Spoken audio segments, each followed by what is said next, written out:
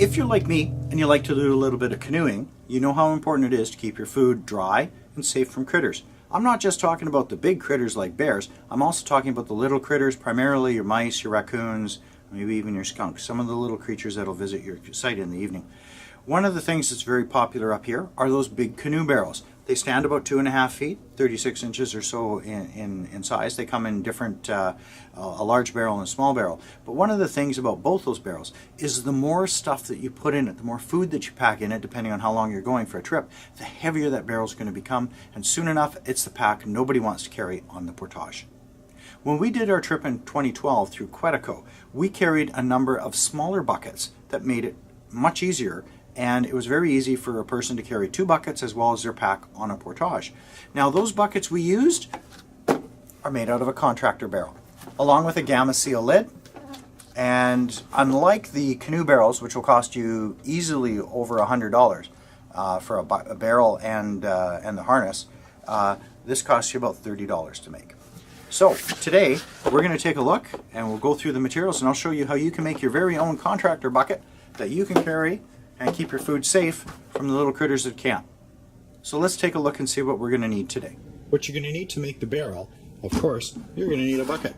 Now these contractor buckets will run you about $4 at Home Depot or any hardware store. If you work in food service establishments or you have access to people who do, you might even be able to get your bucket for free. The most expensive part of this venture is a Gamma Seal lid. I got mine off of Amazon. Mountain Equipment Co-op in Canada used to carry them. A lot of sites that sell dehydrated food or service the prepping community will carry Gamma Seal lids. The Gamma Seal lid is what's going to keep your food in the bucket dry and airtight. You're going to need about 8.5 feet of 1-inch webbing. I'm using a, not the hard, I think it's the nylon is the hard webbing. This is, I think, a polypropylene, so it's a little softer. You'll, of course, need a lighter while you're making this to seal the ends to prevent them from fraying. You're going to need 1 foot of old garden hose. You're going to need a ladder lock bucket, as well as a just a Fastex, I think they're called Fastex Buckles, one of those. And I decorated my buckles, so I got some stickers of YouTubers I like to watch, as well as some Packer Gourmet and just some other stickers that I happen to have around. And that's how I decorated up the bucket, so that there's absolutely no mistake. That's my bucket. So one of the first steps we actually have to do before we hit the thread injector is we need to know what we need different lengths to be. There's a number of measurements you're going to have to take from whatever barrel you have. You're going to need a measurement about 2 inches up from the bottom for the bottom strap, which is about here. I've measured those before, and the bottom circumference of the bucket is 33.5 inches. So you also need to put a little bit of overlap on it. This part is where the overlap is here. That overlap adds, on that particular one, it's 3 inches. So I need to cut 1 piece of webbing at 36.5 inches. For the top strap, which runs around, right along here, this particular strap, there's a little bit of extra on it here, and that's where the ladder lock buckle goes. That top strap, the circumference of the buckle, is 35 5/8. Then you add 4 additional inches to it to give it a little bit of overlap plus some stitching. So that piece will be cut at 42.5 inches. The longest strap runs all the way down around the bottom here on the bucket and back up to the top here. This strap ends up coming in at 58.5 inches, and if it's a little bit longer, it works fine. Just before you go through and do this particular step on here, one of the first things you have to remove is you have to remove the handle on the bucket. You can't do anything with these handles, and we don't want to leave these handles on here because these handles will not support the weight on a long-term basis, and they're very uncomfortable on the hand to hold, whereas these ones on here or even on the side work much better to carry. Okay, so now that we've written down our measurements for each of the pieces that we need to cut, we're going to start by cutting the webbing to the right length. I'm going to start with the bottom strap here. We need to cut 36 1/2 inches from the bottom strap. Cut that here.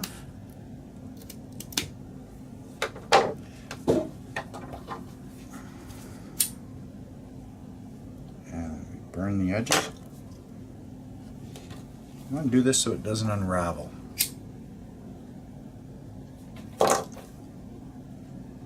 Smooth the edges.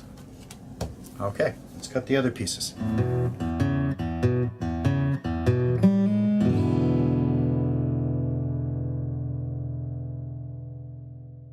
Each one of these pieces you're going to make 6 inches long.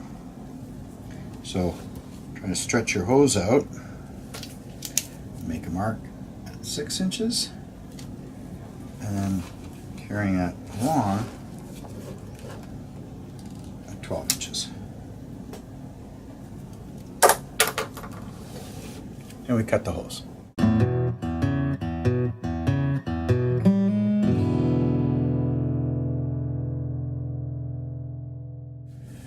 Now, beginning with the top, or the bottom, at about 2 inches over, you lay it on top of each other.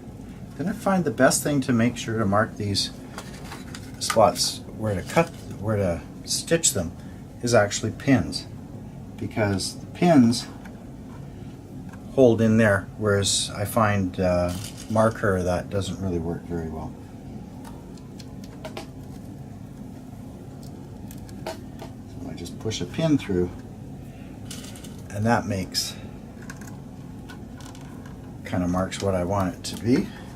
As you can see, that's around about where I want it, which is close to 2 inches down or thereabouts. Anyways, peel it off, pins on. You can see it still stays attached. So that's the first piece. We'll take it over to the sewing machine and we'll stitch it up.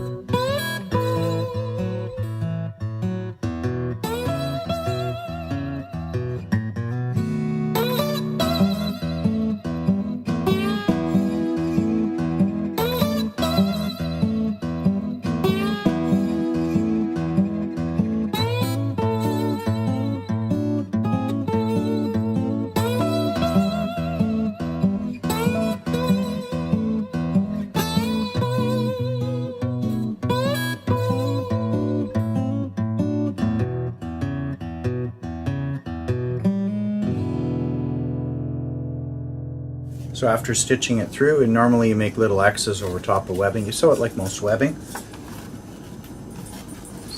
Try it for size. There we go. Stitches right there. Looking all right. Okay, so moving on to the top one. One of the things that we have to put into the top, first piece we have to do, we actually have to put the ladder lock buckle on. And that just fits over like this, slides through, fits like this, and I usually just give it about an inch and it lets the foot of the sewing machine go through, and then just a quick little pin to hold it in place. Then we test it on the bucket. The top strap goes around the bottom with enough through and back.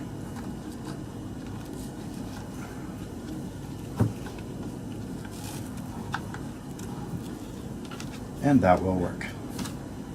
All right, now let's fasten that one up.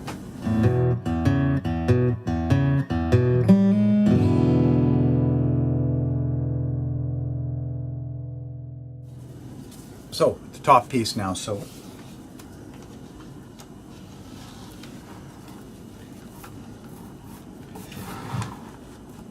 always want to make sure to get the buckle the right way, because then it works how it's supposed to. And I just push it a little off to the side, and I try to run the pieces that go around the entire bucket. I try to run them over these where the handles went, because it just provides an easy good alignment for me when I wrap the main strap around. One of the things I found when I put this together the first time is that the Fastex Buckle, the way it goes together, some of them have two sides that adjust and one side that doesn't. You want to make sure that when you put it together that you sew this piece on first, and that it will go, this is going to be the one that goes on the top of the bucket, and this is the one that goes on the side, the one that adjusts. So we're going to put this one on and pin it down, and we're going to sew that one on before we do anything else. Now that you have your buckle attached to this, the next thing you have to do is thread on your piece of tubing, which if you form it in a U shape and push it through, it tends to get through most of the way, and then right near the end there, you might have to reach in with a pen or something just to kind of push the last little bit in. You get it and you just pull it out. You're going to need one right up near the top, and then the other one is going to end up on the side just below that. You want to feed both of them on before you pin in your webbing.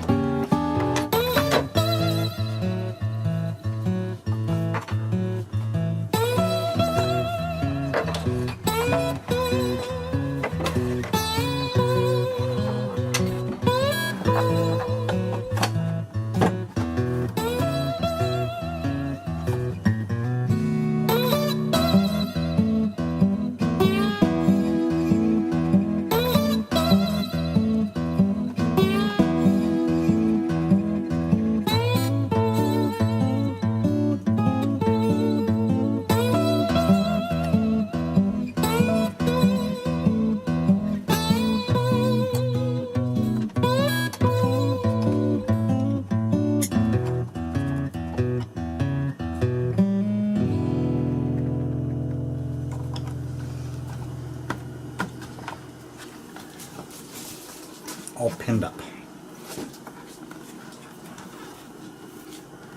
Make sure it looks right, and once you're happy with it, take it off and then sew all those four corners up.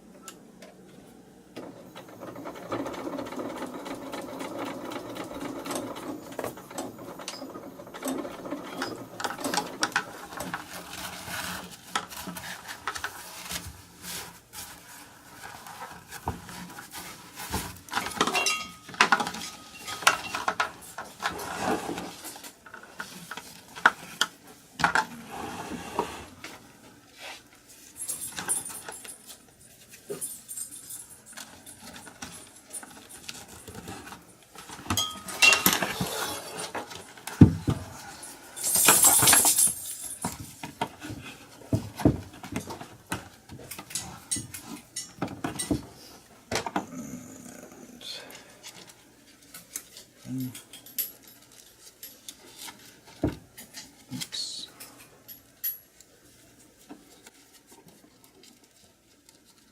There, push this one through. And click. Give it a tighten. Give that a tighten. Line it up. And there you go. Bucket is ready and done. All you got to do is decorate it with your favorite stickers or make it your own, personalize it. But there you go.